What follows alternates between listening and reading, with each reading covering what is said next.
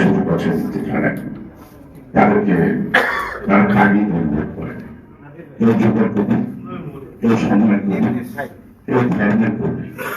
অর্থাৎ এখানে কবিতার অনেকগুলো বিষয় আছে, এক এক জায়গায় এক এক রকম করে আসছে। গান গান তো বিনোদনের জন্য, কিন্তু গানের মধ্যে কিন্তু অনেক কথা থাকে, যে কথাগুলো যদি আমি অর্থ অনুধাবন করতে পারি তাহলে শুধু বিনোদনের গান পথ চলার একটা পথ থেকে, মানে জীবন মানে তো সংগ্রাম, সংগ্রাম কিন্তু বলতে জীবন না, যে নদীতে ঢেউ নাই, স্রোত নাই, সেই নদীতে দেখালো মানুষের আকৃষ্ট করে না। তাই সংগ্রাম জীবন একটা তো আধুনিক গান আছে সুন্দর, আকাশকে এত ভালো রাখতো যদি কিছু কিছু নারী থাকতো। জীবনে যদি বাধা না থাকে, গায়ের ইনকাম করার আগ্রহ না থাকে, জীবনে যদি অনেক কিছু মোকাবেলা না করতে হয়, সেখানে জীবন বলা যায় না, সেখানে পরিপূর্ণ জীবন বলা যায় না। বেশি করেন এভাবে নতুনই কবিতা লিখতে থাকে, সবসময় সত্য ইচ্ছা করে কিছু লিখতে পারে না। হ্যাঁ, কিছু কিছু কথা শিল্পী অথবা গীতিকার আছেন, তারা পরিচালক অথবা গল্পের চিন্তনের একটা সময় রোমান্টিক বা যে ধরনের গান থাকুক বা প্যাথেটিক গান থাকুক, তাদেরকে বলে দেয় যে এই ধরনের একটা সিন হবে, নায়ক নায়ক এইটা হবে, একটা গান লিখে দেয়। প্রথমে গানটা কিন্তু হৃদয়ের গান না, ওই গানটা হলো ওই ফরমাইশ অনুযায়ী। সেখানে লেখক যদি ফরমাইশ লেখে তাহলে সে কিন্তু সত্য কথা লিখতে পারবে না। আমাদের 16 বছর কিন্তু অনেক লেখক সৃষ্টি হচ্ছে, সরকার পৃষ্ঠপোষক অনেকে লিখেছেন, অনেকে যদিও নিজের নামে চালিয়েছেন, এটা হতে পারে।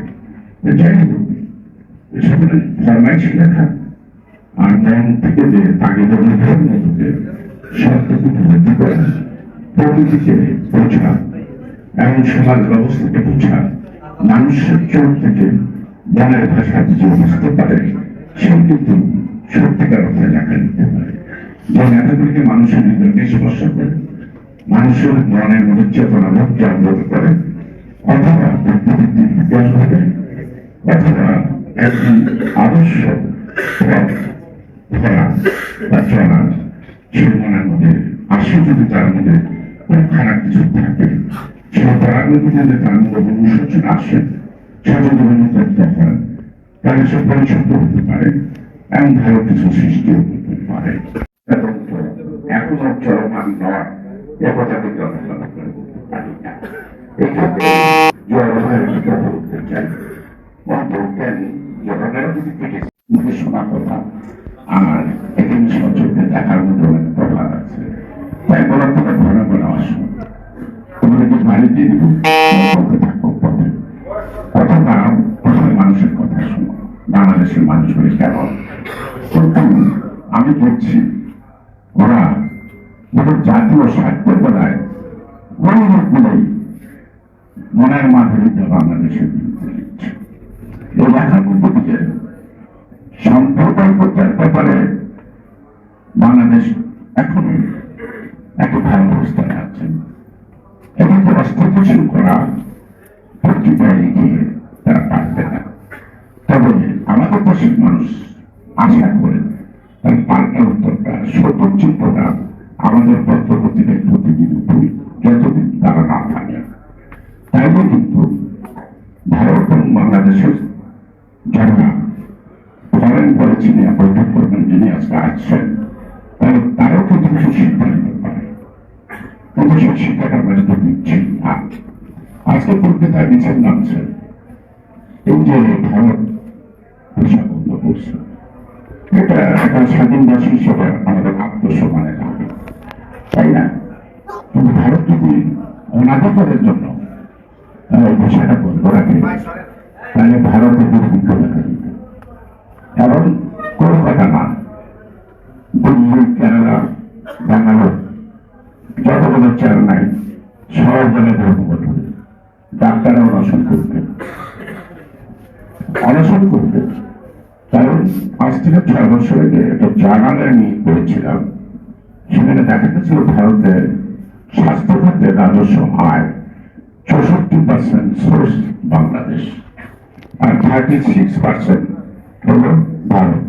যেখানে ভারতে 140 কোটি লোক, তার থেকে 36% আর্ন করে রাজস্ব, আর বাংলাদেশের 17 কোটি লোক থেকে তারা রাজস্ব আর্ন করে স্বাস্থ্য খাতে মাত্র 64%। আবার যদি হোটেল খাত বলি, তারপরে যদি আবাসনের কথা বলি, তারপরে যদি কেনাকাটার কথা বলি, এটা থেকে কত রাজস্ব যায়। কারণ আমরা বেড়িবার ছুটি আমরা ধার করে দিয়ে যাই, আমরা প্রয়োজনে কাপড় কিনি না, নতুন কাপড় প্রতি কিনি, এটা কিন্তু ভারতবর্ষে নেই। কারণ যত ধরনের কারণ আমরা অনেকটাই এই ধরনের বিলাস, তো সেই কারণে চিকিৎসা শেষে ওর জন্য হোক, মেয়ের জন্য হোক, নিজের জন্য হোক, কিছু না কিছু না কিনে ঢাকায় আসি না। আবার বাংলাদেশের মধ্যে যে সকল কাপড় আপনি বাংলাদেশে পান, আপনি ভারতে গেলে সে কাপড় পাবেন না। যদি আপনার গলার ভাষায় ওজন হিসাবে বাংলাদেশে কোনো সেই কাপড় বের করবে, ইন্ডিয়ানদের কাছে কাপড় বিক্রি করতে নেওয়ার জন্য ইন্ডিয়ানরা 2000 টাকা সাল পেলে যথেষ্ট, বাংলাদেশের লোকরা গেলে 2 লাখ 3 লাখ টাকা সাল খুঁজে, সেটা কলকাতার মার্কেটে পাওয়া কষ্ট হয়। সেই ক্ষেত্রে যে বাণিজ্য ঘাটতি মোর দেন 90% ভারতের সাথে। আমরা তো ইলিশ মাছ পাঠাই, তাই করতো, আর তারা তো শরীর পাঠায়, সকল তার ন্যায় করতো। তো সেখানে ভিসা এসি এর যদি বন্ধ থাকে, ভারতের দুর্ভিক্ষ ঠেকানো ক্ষমতা মোদী বা সোনিয়া গান্ধী সব একসঙ্গে বসে অপার ঠোকাঠুকি করতে পারে না। এই বাস্তবতাটা, এই বাস্তবতাটা রেখে তারা এখন তাদের permanent political party like Awami League and Hasina, এর বাইরে তারা আন্তর্জাতিক যে রীতিনীতি আছে, যে যেই সরকার আসুক চেয়ার পাল্টাবে, কিন্তু রায় পাল্টাবে না, চেয়ার পাল্টাবে, ফরেন পলিসি পাল্টাবে না। বাংলাদেশে ফরেন পলিসি আছে তো, বা এখানে প্রস্তুতি যতটুকু ছিল, দ্যাট ইজ আওয়ার ম্যাটার, আমরা এটাকে কতটুকু ডিফাইন করব।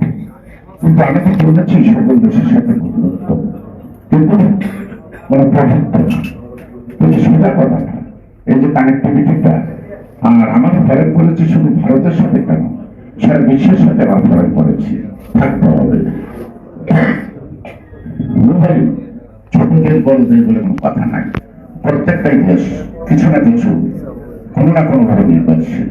আমেরিকা অনেক বড় রাষ্ট্র, অনেক শক্তিধর, অস্ত্র বানানো ছাড়া কোনো কারখানা নাই। তাদের কাপড় চোপড় প্রসাধনে যা আছে, এই বাংলাদেশ, এই ভিয়েতনাম, এই চায়না, অর্থাৎ ইন্দোনেশিয়া, বিভিন্ন দেশ থেকে তারা এই পণ্য নেয়।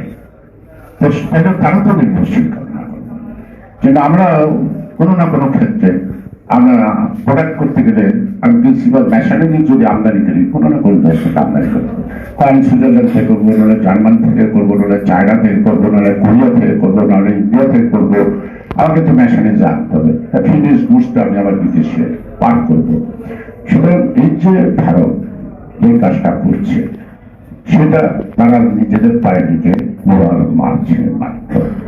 কারণ বাংলাদেশের মানুষের চেতনা, মনোভাব তারা যদি অ্যাকসেপ্ট না করে, রিয়েলাইজ না করে, তাহলে ভারত বাংলাদেশের সম্পর্কটা মধ্যে মুখামুখি। The most assist country, Germany has taken the initiative to reorganize a regional organization, just like the SARC. The SARC-এর সাউথ ইস্ট এশিয়ার মধ্যে একটা কালেক্টিভ লিডারশিপ গড়ে তোলা, এবং এই সাবকন্টিনেন্টে আমরা আমাদের আরেকটি অর্থনৈতিক এবং ভূগোলনৈতিক একটি শক্তি সঞ্চয় করা। সকল রাজনৈতিক দল কিন্তু একত্রিত হয়েছে, এবং each and everybody can realize the action of India, and each and everybody is ready to protect the Indian aggression. এটা সত্য।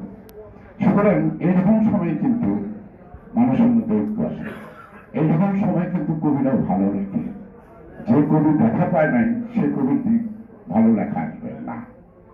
যেমন নজরুল ইসলামের একটা গান আছে, সেটা যে বুলবুলি তুই ঘুমিয়ে আছে, এটা কিসের?